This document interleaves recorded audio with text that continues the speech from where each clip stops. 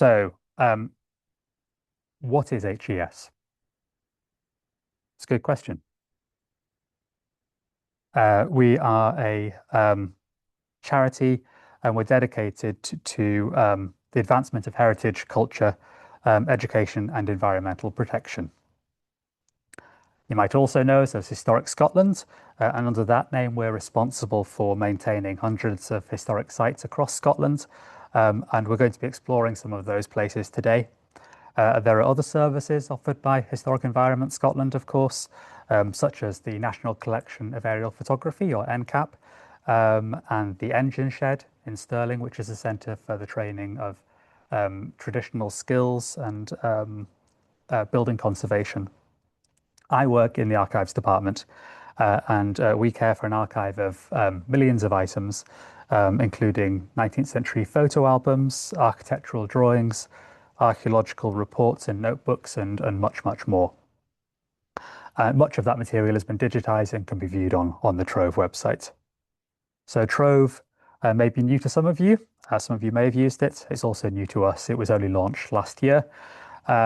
And as I said before, it brings together information from the Scran and Canmore websites, but also from other parts of HES as well. Information to do with listed buildings, scheduled monuments, objects that we care for, such as cannons and dolls and lots of other things. So there's a lot on Trove. Do have a poke around, and it's a very good resource for finding out about certainly history of place in particular. So the archives that we care for here, they contain a wealth of information about the built history of places all across Scotland, so including architectural plans of 1940s cinemas, 19th century sketches of stone circles, and aerial photographs dating back to the 1920s. Anyone can make an appointment to view the material in our search room, and you can also search the records virtually online as well. But also, of course, as the wider organisation, we also help people to access historic sites all across the country, such as Edinburgh Castle, the Borders Abbeys, the stones at Callanish, and much, much more. So, of course, as an archive with a focus on place and the history of place, we can help you to go on your own tour of Scotland, whether that's just through searching historic records and images, or actually planning your own tour of historic Scotland sites as well. And the archive also contains a number of rare books, some of which are out for people to view today. And these are written accounts of Scottish tours from the 18th and 19th centuries.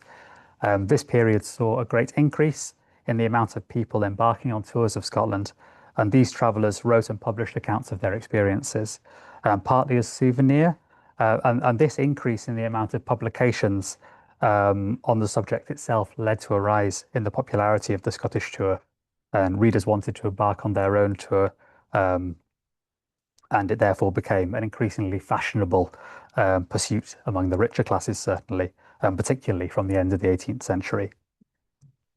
So due to the large amount of books that there were about tours of Scotland, we'll only be examining the tip of the iceberg in today's talk, but I hope that it gives you an idea of what we can learn from these accounts. So it makes sense to start our tour of tours today with Martin Martin, whose descriptions of the Western Islands of Scotland was published in 1703, right at the start of the 18th century. Martin, unlike some of the other travellers that we'll meet today, was a native of the places he was describing, having been born on Skye around 1660. He had travelled to St Kilda and the Hebrides in the 1690s, and he had published an account of his St Kilda voyage in the Proceedings of the Royal Society. And the popularity of this led him to publish a wider account of his travels, particularly to the islands of Scotland. And in his introduction, Martin explained his reasons for writing about Scotland, and he bemoaned the fashion amongst the wealthy to conduct grand tours to Europe. And he wrote, "The modern itch after the knowledge of foreign places is so prevalent that the generality of mankind bestow little thought or time upon the place of their nativity. It has become customary in those of quality to travel young into foreign countries, whilst they are absolute strangers at home. The map on the screen there is a copy of one which accompanied Martin's publication, and it shows some of the islands off the west coast of Scotland which he visited. And Martin provided descriptions of a large amount of Scottish islands, including St Kilda and Harris and Lewis and Orkney, but also Arran, Bute, the Cumbraes, some of the islands that are a little bit easier for most of us to get to. In his account of Barra, he was not able to visit Kisimule Castle as he was denied entry there.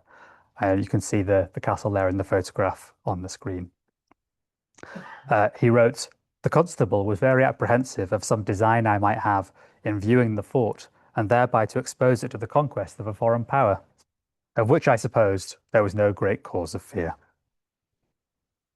So here we join Martin on the Isle of Lewis at the standing stones at Callanish, shown in the photograph from 1964, and there's also a drawing on the screen there as well.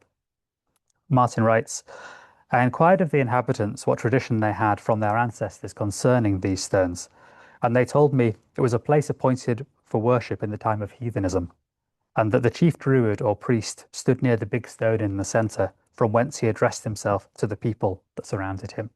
So clearly there Martin is, or the people that Martin's talking to, partly thinking about a church with a pulpit and how they experience worship. So this is one of the earliest published descriptions of the stones at Callanish, and they were still partially covered by peat and wouldn't be excavated or examined in further detail until the 19th century. The drawing on the screen is from around 1860 and was made shortly after the stones had been more fully revealed. It shows the individual stones with each stone numbered and given height, breadth, and thickness. And the preciseness of these measurements is what you would expect from the draftsman. In this case, Henry Schabau, a cartographer who had been born in Germany, or what's now Germany in Lübeck, but had done work for the Ordnance Survey and the Admiralty. He'd prepared these survey drawings of Callanish and other archaeological sites in the area while mapping the coast and the islands on behalf of the Royal Hydrographic Survey. Martin's account is important for a number of reasons.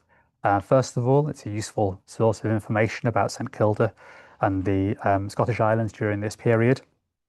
Even more so because Martin had an understanding of Gaelic, which was certainly not the case for some of the other travellers who came later. It's also important because of the influence that it had on its readers, which lasted long after its publication. James Boswell wrote that Samuel Johnson had been given a copy of Martin by his father, who was a bookseller, when he was young, and that Martin's account of those islands had impressed us with a notion that we might there contemplate a system of life almost totally different from what we had been accustomed to see. So Samuel Johnson and James Boswell, of course, conducted their own well-known tour of Scotland in 1773. We aren't going to be able to cover that tour today, but I have talked about it in a previous presentation, which you can find on YouTube, on the HES Archives Talks YouTube playlist. But we leave Martin for now, and we go forward to Edinburgh in 1727, which was described by Daniel Defoe in his Tour Through the Whole Island of Great Britain. Although now chiefly remembered as the author of Robinson Crusoe and Moll Flanders, the English Defoe had written other works of fiction and non-fiction and had other careers as a businessman, and crucially as one of the agents operating in Edinburgh during the early 18th century, seeking to encourage the passing of the Act of Union of 1707. He was very much a propagandist for the union between England and Scotland and had written about this, and we can partially see this tour, published though it was 20 years after the Act of Union, as further celebration of the benefits of the Union as Defoe saw them. He therefore has a particular focus on trade and shipping and development, and unlike some of the tours that we'll look at today, Defoe's text was probably not a description of one continuous journey, and he may not even have been to all of the places he described. However, we do know that he spent time in Edinburgh, and so that is where we'll join him. Defoe has mixed feelings about Edinburgh, and on the one hand, he says the city is dirty and it's overcrowded and it's too steep. And And on the other hand, the buildings are impressive and the roof tiles don't fall and hit you on the head like they do back home. He wrote, "The city suffers infinite disadvantages and lies under such scandalous inconveniences as are by its enemies made a subject of scorn and reproach, as if the people were not willing to live sweet and clean as other nations, but delighted in stench and nastiness. In no city in the world do so many people live in so little room as at Edinburgh." So the engraving on the screen here makes a good companion to Defoe's description of Edinburgh. This bird's eye view was created by the cartographer and artist James Gordon of Rothimme in 1647, so sometime before Defoe's account, although the version that we have here in our archive is a 19th century facsimile. However, I do think it's a good one to focus on because of the amount of detail that it shows. Both this bird's eye view and Defoe take you on a tour up the high street from the Palace of Holyrood House all the way to Edinburgh Castle. So we'll start at the palace, and Defoe writes, "From the palace gates westward, this street is called the Cannon Gate, vulgarly the Cannygate. In this part of the street, though otherwise not so well inhabited as the city itself, are several very magnificent houses of the nobility, built for their residence when the court was in town, all of freestone, large in front, and with good gardens behind them." And even in 1647, we can see these large gardens in the Cannon Gates behind the houses. Oh, further on, we have St Giles Cathedral, and instantly recognizable in the middle of the high street, and beside that, the buildings of Parliament Close. You can see Parliament House in one of the engravings on the screen, this one also by James Gordon. And Defoe writes, "On the south side of the church is a square of very fine buildings, which is called by the name of Parliament Close. The west side of the square, and part of the south, is taken up with the Parliament House, and several offices needful when the independency of Scotland was in being, but now not so much in use." So the political position of Scotland as part of the Union is, of course, foremost in Defoe's mind here. And politics often, of course, finds its way into travel writing, which is inevitable when you're comparing where you're from to where you're going. You're bound to have an opinion about what you're seeing. So we've now reached Edinburgh Castle, shown in the extract from the Gordon plan here. And moving on to the buildings in the castle complex, Defoe writes, "It is now of little use, unless for salutes and firing guns upon festivals. Here are not a great many guns planted. Is there neither indeed is there a room to place many guns or use them where they can be placed, the works being so very high." So we reach the top of the castle, but the tour of tours continues. So I did say earlier that we weren't going to cover Boswell and Johnson, but we are going to travel with James Boswell on his own. We move forward to 1762 and to the south of Scotland to meet a young James Boswell who conducted a short tour in 1762. And we left Defoe in 1727, and a lot can happen in 40 years, certainly in Scotland during this time. We have the Jacobite Rising of 1745, the first publication of James Macpherson's Oisin poems, and the beginnings of the Scottish Enlightenment. James Boswell now, of course, is most known as the biographer of Samuel Johnson and also his friend, who accompanied Johnson on a tour of Scotland. Boswell was the son of Laird Auchinleck, with whom he had a rocky relationship, and his diaries give us an in-depth picture of Boswell's life and indeed of life in 18th century Europe generally. And in 62, Boswell conducted a tour of Ayrshire, Dumfries and Galloway, and the north of England as well. On this tour, he primarily visited and stayed with people that he knew socially or was related to, and he kept a journal of his trip titled The Journal of My Jaunt, and in which he provided descriptions of his state of mind and daily activities and conversation, and was occasionally very rude about his hosts.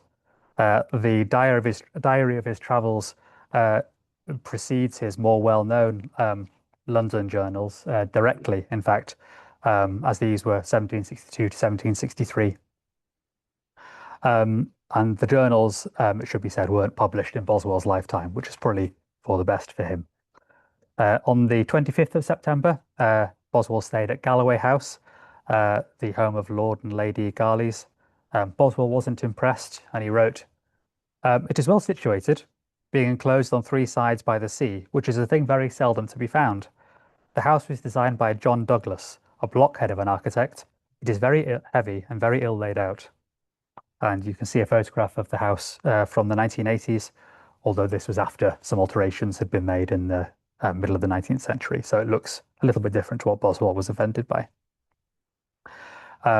Things hadn't improved for Boswell on the 26th of September when he wrote, "I did not find myself happy here. I was under restraint and my genius was cramped. Their table, though plentiful, was yet narrow, and you seemed to be fed by measure. I had a cold, damp room, and in short, I liked to think of quitting it next day." So unsurprisingly, Boswell did quit the next day. And later on his trip, the 13th of October, Boswell actually nipped across the border to England, which shouldn't really be in a talk about tours of Scotland, but it's such a nice episode that I wanted to talk about it. And they visited Brampton near Carlisle, where Boswell, always a fan of the theatre, attended a Punch and Judy show. He handed out apples there, and he flirted outrageously, and he described a pre-show game, which was effectively bobbing for cakes, where all players would end up bashing their noses on the floor, but the winner would receive a hat. He wrote, "The showman then attracted our notice. His scenes were painted on the wings with figures too strange to be described.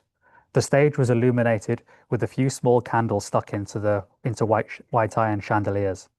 The boys had their hands behind their backs, hands tied behind their backs, and being placed upon their knees, and the cakes laid upon the grounds, the signal was given. Never had I seen a more ludicrous sight. Punch and the other puppets next appeared, who diverted me much." Later in October, and back in Scotland, um, Boswell stayed at Kames House, the home of Henry Home, Lord Kames, the noted advocate, agricultural improver, and key figure in the Scottish Enlightenment. Kames is shown in this John Kay caricature, and you can see Kames House in the photograph there. On the 23rd of October, Boswell wrote that he was worried that he was annoying his hosts, that he might have outstayed his welcome. He did, however, wait a further 3 days before leaving. On the 26th of October, Boswell wrote, "Before I quit Kames, I would give a sketch of the place. The house is old and not very good, but the most is made of every bit of space in it, and the rooms are neatly fitted up. There is a pretty lawn before the house, with trees scattered up and down. There is a group of good enclosures, a handsome garden, and before the house, a long gravel walk." In November, Boswell returned to Edinburgh in order to have fun at pubs and the theatre, and also to have his debts paid before he departed for London. And in fact, this is where Boswell's London journals, which are readily available, start, with Boswell taking his leave of Edinburgh on the 15th of November by bowing to Arthur's seats and the palace and the abbey at Holyrood House before getting back in the coach to London. That's where we're going to leave Boswell. And we're now going to embark on a larger tour of Scotland, certainly one of the most well-known and popular of the 18th century written tours, the Tours of Scotland, undertaken by Thomas Pennant between 1769 and 1772. Pennant was born in 1726 at Downing Hall in Wales. He had interests in antiquarianism, in biology and mineralogy, and he explored these subjects in tours of Wales and Scotland, which he wrote about. Similarly to Martin, Pennant was travelling to explore and writing to inform. The Welsh artist Moses Griffiths, who was born in 1747, was employed by Pennant to accompany him on his second tour of Scotland, and Griffiths produced illustrations which were included in Pennant's second tour and also in future publications by Pennant. So we join Pennant and Griffiths in July 1772 as they explore the Isle of Skye. Pennant was particularly taken by the Broch of Dunbeg, shown here in this Griffiths illustration. Pennant wrote, "Ride by at Struan, a beautiful Danish fort on the top of a rock formed with most excellent masonry. The figure, as usual, circular.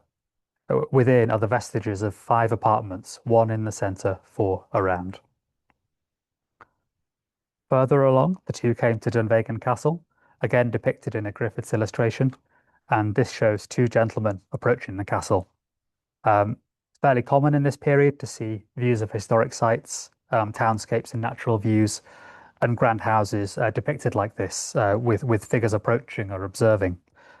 Partly, these figures act as a useful comparison for height, but they also put these places in the context of places that members of polite society could or should visit. Of Dunvegan, Pennant wrote, "The castle of Dunvegan is seated on a high rock over a loch of the same name, a branch of Loch Fallet. Part is modernised, but the greatest portion is ancient. The oldest is a square tower, which with a wall round the edge of the rock was the original strength of the place. Adjacent is a village and the post office." Shortly after this, Pennant would visit Kingsborough, the home of Flora MacDonald, who famously, of course, aided Bonnie Prince Charlie following the 45. And Pennant, in fact, stayed in the same bed that Bonnie Prince Charlie had used. And that bed would shortly be occupied by Samuel Johnson when he conducted his tour the following year. So clearly something of a tourist trap, this bed. Before leaving Skye, Pennant and Griffiths, together with their local guides, visited Duntulm Castle, which is shown in the other illustration here, another Griffiths, with the on the cliff, but without the figures approaching. Pennant wrote, "Immediately after reached Duntulm Castle, or the castle of the round grassy eminence, placed at the verge of a high precipice over the sea. The ground adjacent formed of fine verdant turf. Duntulm Castle is a ruin, but was inhabited as late as 1715. Pennant and Griffiths now departed Skye for the mainland, and this is where we will leave them. 2 other people who conducted a tour of Scotland around this time, of course, were Boswell and Johnson, and we aren't going to be talking about their tour today. And if you haven't yet read Boswell and Johnson's accounts of their tour, then I do recommend that. It's very available and very readable, certainly Boswell's sections, where he's mainly talking about how interesting a character Johnson is. So we now move forward from 72 to 1791, and we travel from Skye to Perth and Kinross, and we join Captain Thomas Newt. Or do we? So this is prospects of and observations of a tour in England and Scotland, natural, economical, and literary, 1791. Thomas Newt is the name on the cover of this book, but this was actually the pseudonym adopted by the writer William Thomson when writing this book. The fictional Captain Thomas Newt was an English gentleman with links to the East India Company, whereas the real William Thompson was a prolific writer rather than a country gentleman, and he was Scottish rather than English. So why did he use a pen name? This was something that Thompson had done with other publications. Perhaps in this case, he felt that writing in the disguise of an English visitor would allow him to write about Scotland as a foreign country and find appeal with the larger English market, who, of course, had definitely eaten up the accounts of Pennant and Boswell and Johnson. Johnson, of course, being English. And it should be said, a readership that was often quite Scotophobic as well. Thompson had trained as a minister in Scotland, but he resigned in 1778 following complaints from his parishioners. And it was as a writer and pamphleteer in London that Thompson really found his niche, and where he could put his education to profitable use. As well as this book, Thompson had also written The Man in the Moon, or Travels in the Lunar Regions, and this was more of a work of political satire than of science fiction, and involved, among other things, contemporary politician Charles Fox meeting Julius Caesar on the moon. Thompson also wrote travels into Norway, Denmark, and Russia, uh, in the year 1788, um, this time under the name Andrew Swinton. And this was probably something based on research and second-hand accounts rather than actual travel. However, we join Newt or Thompson as he visits Perth and Kinross, and specifically the area around Fort Eviat, where William Thompson had been born and bred and had worked. And so we know that he knew the area from personal experience. Thompson writes, "It's impossible to pass over the venerable beauties of Innerpaffery fronting Castle Drummond in the concavity of the serpentising Erne. Its castle, the ancient seat of the Lords of Manatee, its chapel, public library, and school, both established for the good of the community." So we can see Drummond Castle in the engraving here from 1840, and Thompson goes on to describe the historic Innerpaffery Library, the first free public lending library in Scotland. And he wrote, "The hall where the books are kept at Innerpaffery is both spacious and elegant, but the salary allowed to the librarian, not amounting to £10 annually, is miserably small and should certainly be augmented." So it's surprising that Captain Thomas Newt would have any opinions about the salary of the Innerpaffery keeper of books, who at this time was William Dow. But it's less surprising that William Thompson would mention this, because of course he'd lived and worked in this area, and he had ministered at nearby Moniverde. We know that Thompson had used the library as well. The library register shows that on Thursday, the 11th of April, 1776, he borrowed the first volume of Doddridge's Family Expositor, which was a version of the New Testament with notes, certainly very useful for a member of the clergy, which he was for this short period of time.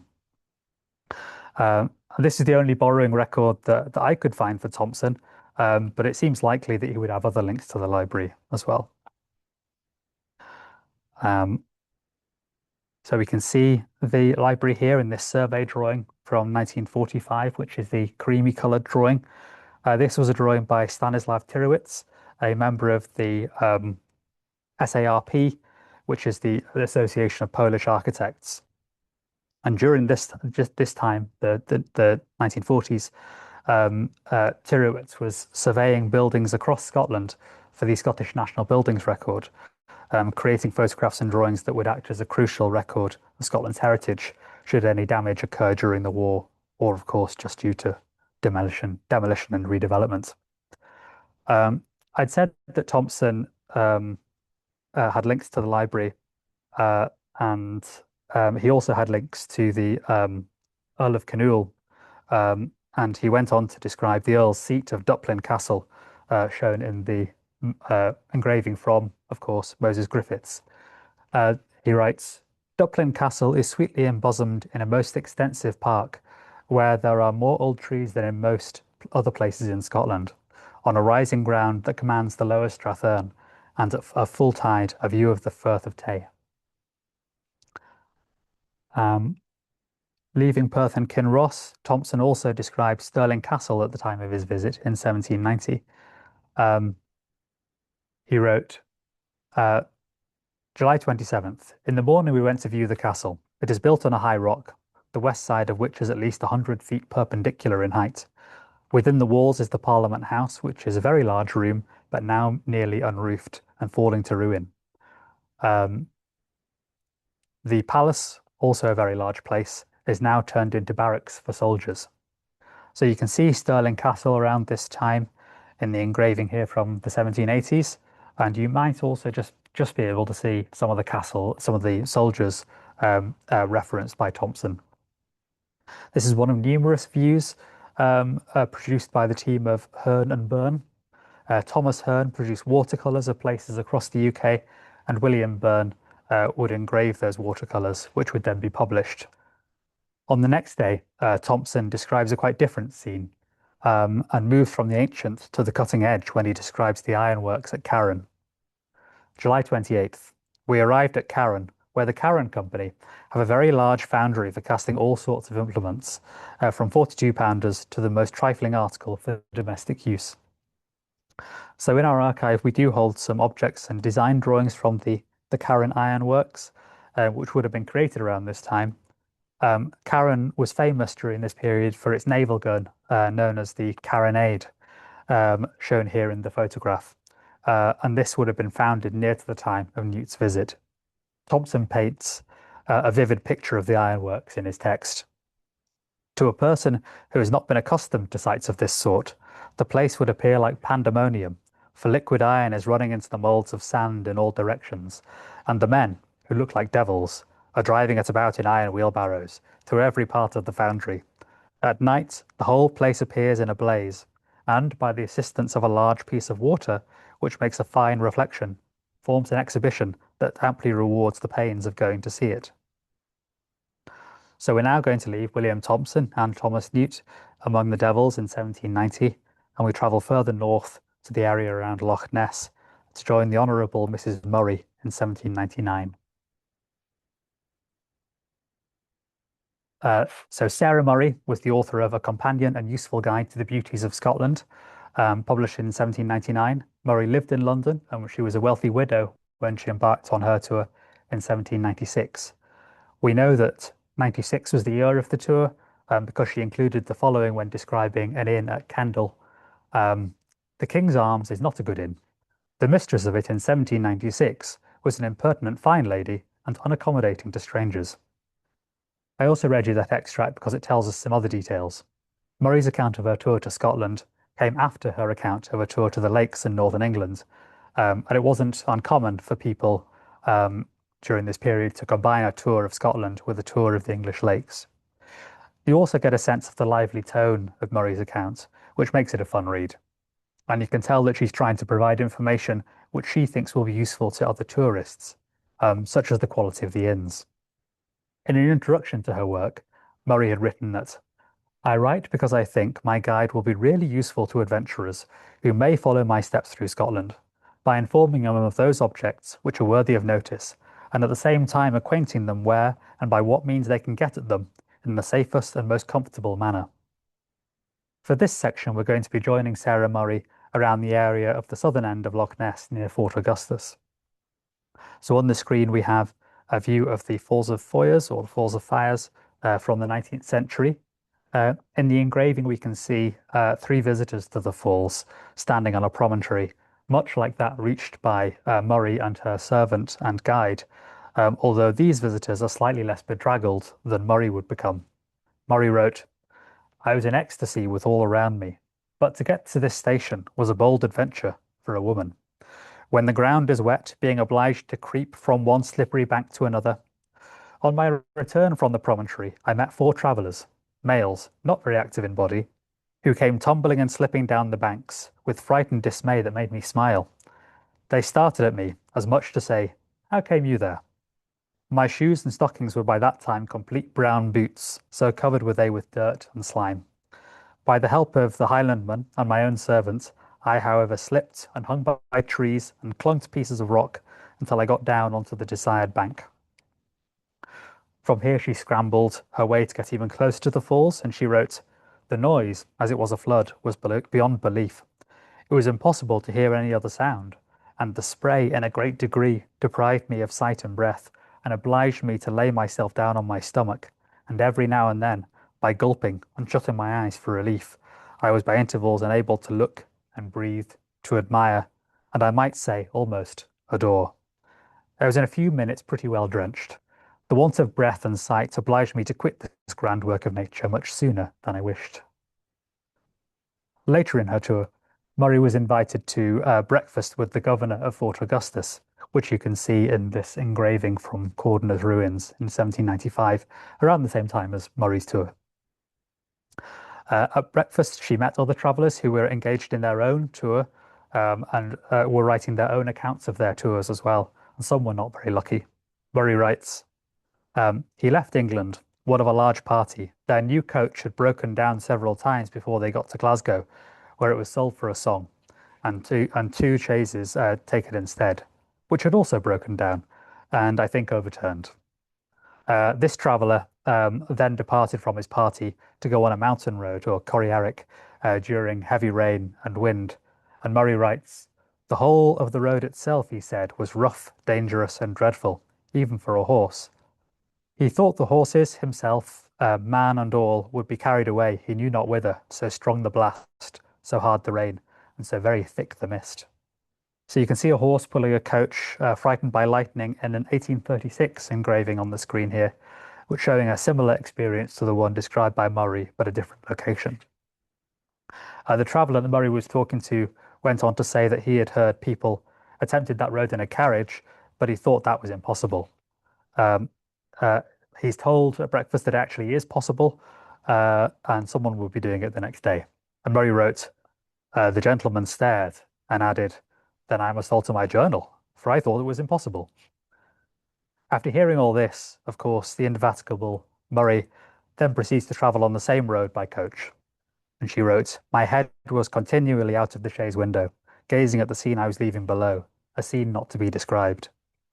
So this section of Murray's account gives us an insight into not only the difficulties and the grime that you can encounter on this sort of travel, but we also met wealthy people who were engaged in the same activity of traveling and writing on the same route that Murray was. And we can tell how popular the tour of Scotland had become by the end of the 18th century. So we now leave Sarah Murray and the 1700s, in fact, behind us, and we move into the 19th century, but not very far, and we're joining Dorothy Wordsworth in 1803. So Dorothy had conducted a tour of Scotland in 1803, and she wrote an account which is fairly well known now, and that was written to amuse friends and family, but wasn't actually published for the wider public until the 1870s, when it received the title Recollections of a Tour Made in Scotland, AD 1803. So Dorothy was joined on this tour by her brother William Wordsworth and also by the poet Samuel Taylor Coleridge, although for our section we're only going to be accompanying Dorothy and William. On this tour, the Wordsworths were shown around the Scottish borders by Walter Scott, who in 1802 and 1803 had of course published his collection of Scottish ballads, Minstrelsy of the Scottish Border, but would achieve wider fame in later years with his own epic poems and novels, such as The Lady of the Lake and, of course, later, the Waverley novels. The popularity of Scott's depiction of Scotland and its history in his published work would further popularise tours of Scotland in the 19th century. Dorothy was, of course, no stranger to the landscape of the English lakes, and her tour to Scotland clearly marks Scotland, and in particular the Lochs, Highlands, and the Islands, as an important destination in the romantic imagination. Feeding into the romantic imagination and popularising the idea of the tour of Scotland, of course, were the Oisin poems collected and or edited, however you want to put it, by James Macpherson and published during the 1760s. And we join Dorothy and William Wordsworth near Dunkeld on the 8th of September as they're walking to see the Falls of Bran on the Duke of Athol's estate and are being guided by the Duke's gardener to a folly by the falls. Dorothy writes, the waterfall, which we came to see, warned us by a loud roaring that we must expect it. We were first, however, conducted into a small apartment, where the gardener desired us to look at a painting of the figure of Oisin, which, while he was telling us the story of the young artist who performed the work, disappeared, parting in the middle, flying asunder as if by the touch of magic. And lo, we are at the entrance of a splendid room, which was almost dizzy and alive with waterfalls that tumbled in all directions. The great cascade, which was opposite to the window that faced us, was being reflected in innumerable mirrors upon the ceiling and against the walls. We both laughed heartily. So the folly described here with its mirrored walls was known as Oisin's Hall. And you can get an idea of what the folly would have looked like in the pen drawing by the Reverend John Syme from 1806. This is the drawing with the two views on it. And this drawing was made in 1806, so shortly after Dorothy's visit. You can see the building from a different angle in the 1840s engraving, which really gives a sense of this extremely polite man-made structure amidst a view of nature. Of course, this is currently cared for by the National Trust for Scotland, and you can still visit, but the movable painting is gone, I'm afraid. William wrote a poem referencing the building and the waterfall. He wrote, what, Oisin here, painted thrall, mute fixture on a stuccoed wall, to serve an unsuspected screen for show that must not yet be seen, and when the moment comes to part and vanish by mysterious art, head, harp, and body split asunder for ingress to a world of wonder. So Oisin's Hall offers a very protected way to experience the natural world, entirely different from Sarah Murray getting caked in mud and soaking wet. And there was a similar mirrored folly, the Bonington Pavilion at Coralin Falls on the Clyde, which was constructed in 1708. It's not surprising, of course, to hear that the Wordsworths were here to see the romantic beauty of the Falls of Bran, and that they laughed at the folly with the moving painting. And this episode offers an interesting look at the way that places in Scotland were changing over time uh, to accommodate the tour of Scotland. And the Macpherson version of the Oisin poems had been published and had achieved fame in the 1760s, and the Oisin-themed decoration was added to this folly in the 1780s. Non-Scots taking part in these tours during this time would have been partly drawn to Scotland due to the popularity of Oisin, and the reaction of the Wordsworths shows the contrast between what travellers expected and what they actually encountered, which of course is a big feature of journeys even now. Further disappointment awaited the Wordsworths the next day, the 9th of September, when they went to view the rumbling brig, shown in the engraving. And Dorothy writes, left our car and went about 100 yards from the road to see the rumbling brig, which, though well worth our going out of the way even much further, disappointed us, as places in general do which we hear much spoken of as savage, tremendous, etc., and no wonder, for they are usually described by people to whom rocks are novelties. A few days later, on the 12th of September, William and Dorothy, together with a ferryman acting as their guide, explored Loch Lomond, and they came upon a feature which I think is Pulpit Rock, or the Clachan Tav. And you can see the rock here in this photograph of a watercolour from the 1850s. And Dorothy writes, the most remarkable object we saw was a huge single stone, I believe 3 or 4 times the size of the Bowder Stone, which is a very large rock in the lakes, which you can climb up or walk under. And the top of it, which on one side was sloping like which was sloping like the roof of a house, was covered with heather. William climbed up the rock, which would have been no easy task but to a mountaineer, and we constructed a rope of pocket handkerchiefs, garters, plaids, coats, etc., and measured its height. It was so many times the length of William's walking stick, but unfortunately, having lost the stick, we have lost the measure. The ferryman told us that a preaching was held there once in 3 months by a certain minister, I think of Arica, who engages as part of his office to perform the service. The rock, though on one side a high perpendicular wall, in no place overhung so as to form a shelter. In no place could it be more than a screen from the elements. Why then had it been selected for such a purpose? Was it merely from being a central situation and a conspicuous object? Or did there belong to it some inheritance of superstition from old times? It is impossible to look at the stone without asking, how came it hither? So this wonder at the raw spiritual power of nature and natural objects, which is understandably a key theme for Dorothy. So clearly Pulpit Rock had a far more profound impact on her than Oisin's Hall and the Rumbling Brig.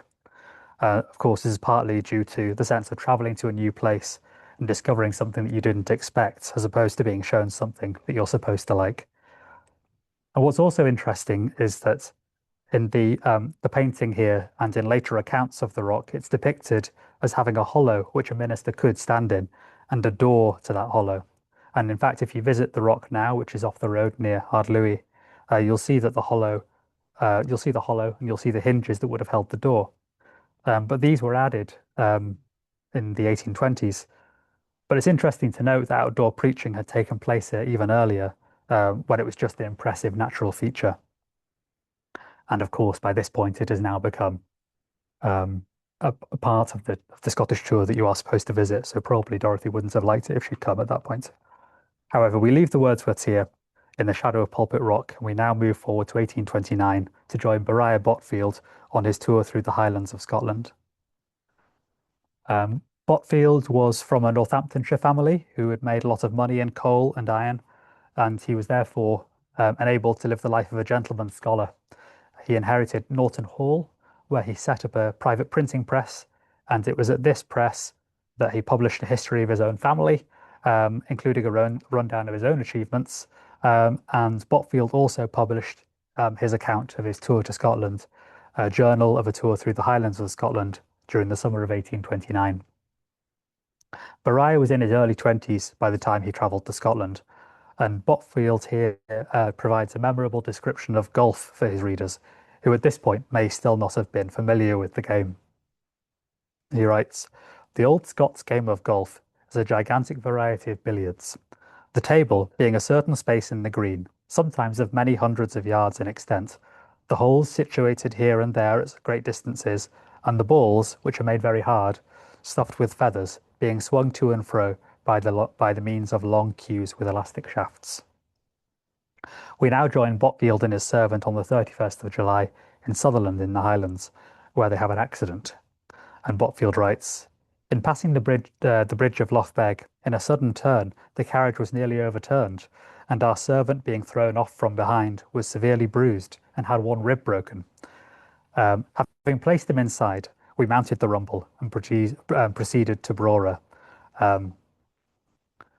and thence with all speed to the neat, comfortable little inn at Gulspie, where we procured medical advice for our domestic, and in the evening rambled through the glen and garden at the back of the hostelry, whose cleanliness and comfort deserve a special notice."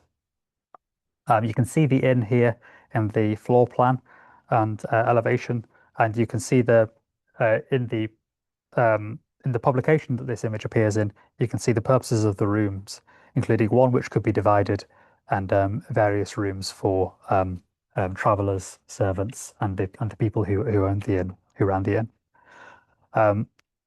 Botfield wrote that on the 1st of August, they witnessed the melancholy spectacle of a flock of men, women, and children of all ages hasting in their holiday attire to embark on board a brig from Brora to Upper Canada, all more or less dissatisfied with the new order of things. So the photograph on the screen shows the harbour of Brora in the 1880s, from where the emigrants encountered by Botfield would have departed. And these were tenants in the area, emigrating from the Highlands as so many did during the Highland clearances.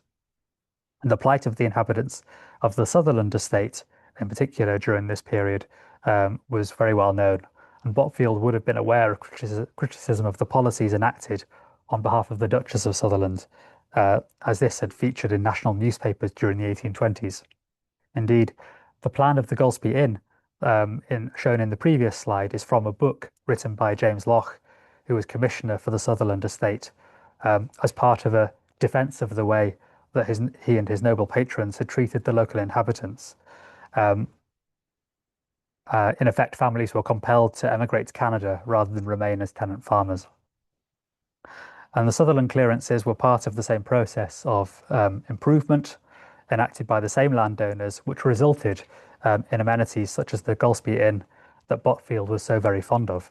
So we shouldn't forget that Botfield and the other wealthy tourists in Scotland during this period were witnessing the clearances firsthand, but also the physical ruins and the melancholy produced by this displacement of people and culture was an integral romantic ingredient of the tour of Scotland. Botfield also described the comfort at Dunrobin Castle, in contrast to the tenants who were emigrating. He wrote, "The bedrooms are numerous, and the narrow galleries, antechambers, etc., still more so, but an air of comfort pervades the whole." Later in his tour, Botfield embarked on a tour of the Western Isles, including Skye, Iona, and Staffa, among others. And in this section, he travelled by steamboat. And Botfield is the first traveller that we've encountered who could have travelled by steamboat. Henry Bell's steamer Comet had started plying the Clyde as a passenger service in 1812. And travel by steamer would become a fixture of the Scottish tour going forward. And of course, the ferry is an integral and enjoyable part of exploring Scotland today. Here you can see, well, I've always had a good time. Here you can see a steamer at Leith in this crowded scene from the 1820s. And describing steamers on the Clyde, Botfield wrote, "On the 1st of January 1812, there were no steamboats on any river in Europe. In that month, Mr. Henry Bell launched his steamboat, the Comet, on the Clyde at Glasgow. In August 1829, there are 58 steamboats on that river at Glasgow, 7 of which ply to Liverpool, 2 to Dublin, 4 to Belfast, 3 to Londonderry, 2 to Inverness, 2 to the Western Isles. Botfield commented that the passage from Ulva to Stafford in small boats had been much more dangerous than the route he was now able to take of approaching Stafford by steamboat and then embarking by rowboat directly to Fingal's Cave, as shown in this postcard. Another traveller who had visited Fingal's Cave with the help of a steamboat, also in 1829, was the composer Felix Mendelssohn, and he was inspired to produce his wonderful Fingal's Cave Overture in 1832. And the advance of technology was continuing to make the world smaller and the Scottish tour more achievable for more travellers. Botfield writes, "We landed at the entrance of the cave, underneath the most magnificent arch it is possible to conceive. We scrambled on without difficulty along its eastern side over the flat tops of the broken yet upright pillars, which form an excellent causeway into the interior of the cave, and there contemplated with infinite awe and admiration this magnificent temple." Leaving Botfield in his cave, we now join our last traveller in 1838, Thomas Frognall Dibdin. So Thomas Frognall Dibdin was a member of the clergy, who was also a writer, and he was a self-diagnosed incurable bibliophile. He was born in the 1770s, just after Pennant's and Boswell and Johnson's tours, and Dibdin became interested in books and book collecting and started writing on the subject. He achieved popularity with his 1809 Bibliomania, or Book Madness, which is a mock medical tract where he discusses the symptoms and cures for this mania for collecting uncut first editions. He writes, "Happy indeed shall I deem myself if in the description of its symptoms and in the recommendation of the means of a cure, I may have snatched one from a premature grave." So in 1818, he would be employed by the second Earl of Spencer, and who was a fellow sufferer, to travel around Europe seeking out and purchasing rare books for his library. And Dibdin published an account of this tour of book collecting in Europe. So the book shown on screen, a bibliographical, antiquarian and picturesque tour in the northern counties of England and in Scotland, published in 1838, is an account of the tour Dibdin undertook with his daughter, and is peppered throughout with Dibdin's sense of humour and fascination with books, paintings and curios. We join Dibdin in Glasgow, where he is happily rolling around in the library of the University of Glasgow. You can see the library for the old college on the high street in this 1880s photograph. Dibdin writes, "There is one noble room to which the students are in the constant habit of coming for books upon loan, and there are several small rooms above, of which the shelves are sufficiently crowded with volumes, and one room in particular, which I choose to call the crazy room, where all the new works are thrown upon their heads or legs for future selection." Dibdin then takes us inside the Hunterian Museum, which you can see in this 1870s interior photograph. And he wrote, "Among the animals, none called for consideration on my part, but a couple of anteaters, whose tails, of a marvellously bushy length, might serve to brush off the congregated dust of half a century upon the bookshelves." Of course, it's these dusty books themselves which Dibdin is mostly interested in, and he explored the Hunterian library collection in between breaks for bowls of hodgepodge, which was a sort of everything stew. At this point, the Hunterian Museum and the college buildings were, of course, on Glasgow High Street, as shown in the John Sleazer illustration. And the old part of the city was becoming less desirable due to overcrowding and pollution.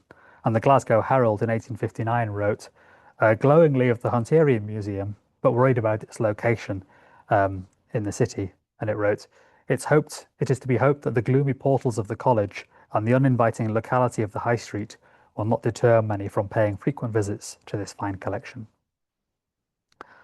Leaving Glasgow, Dibdin gets out of his coach to explore Bothwell Castle, which you can see in this 1837 engraving by Samuel Swarbrick, who produced many such romantic views.